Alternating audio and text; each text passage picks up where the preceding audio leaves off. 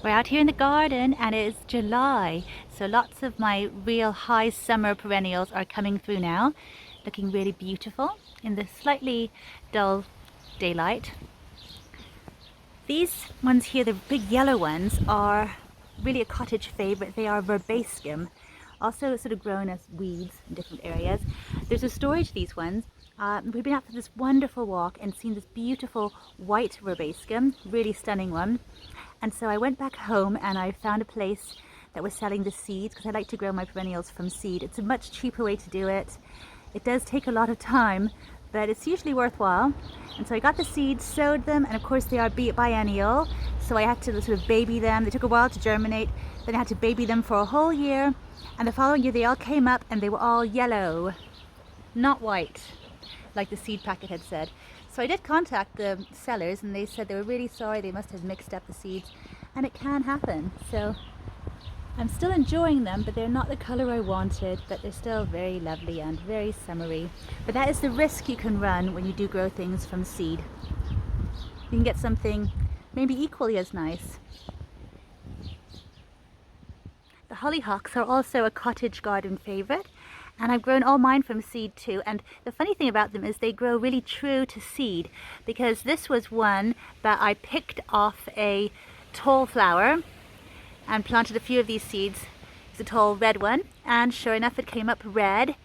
I've also done so with some yellow ones and some sort of salmony colour ones, and those should be coming up later. I'd love to find some blue ones, but yeah, depending on what the plant is that you find, that's the colour you'll get. Sometimes it's not like that. With things like lupins, they're not always true to colour, but these ones are, so it makes it easier to choose the ones you want. I love this really bright red colour on this hollyhock. It's also biennial, and it's a short-lived perennial, so it took 2 years to start flowering. If you want to have some hollyhocks in your garden next year, just harvest the seeds when they're ready in a few weeks now, and then sow them, and they'll actually be ready to flower next year. They should do anyhow.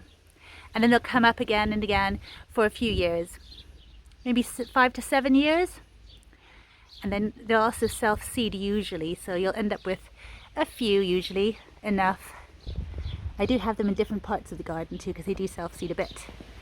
But I do love them. I think they're so lovely. This year they're quite a bit shorter than usual. They might be getting taller sort of all the time, but I think because it's been such strange weather, nothing's really looking the right size or ready at the right time that we're used to. It's just been a funny old year. But I'm enjoying these guys as they are here right now on this blustery day.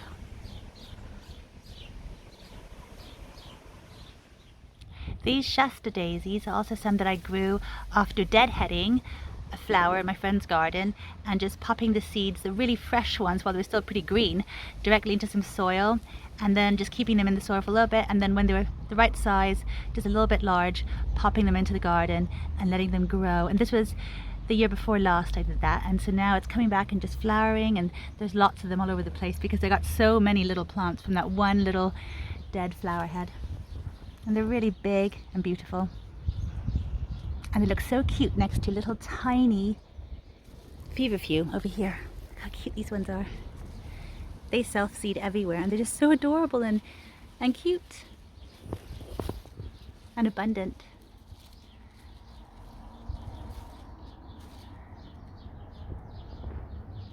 Poppies are another huge favourite in cottage gardens, and they're even beautiful after they're finished flowering, these wonderful seed heads. I usually let them dry out here for as long as possible, and then when they're brown, I'll shake them out like little pepper shakers and get all the seeds. These ones are bread seed poppies, so I can actually use all the seeds for baking. But I usually just collect them and then try to sow a few of them in the autumn, and then a few again in the spring. Just try to get as many as I can at different times of the year, because they're so lovely. The calendulas are also up now. They're so beautiful.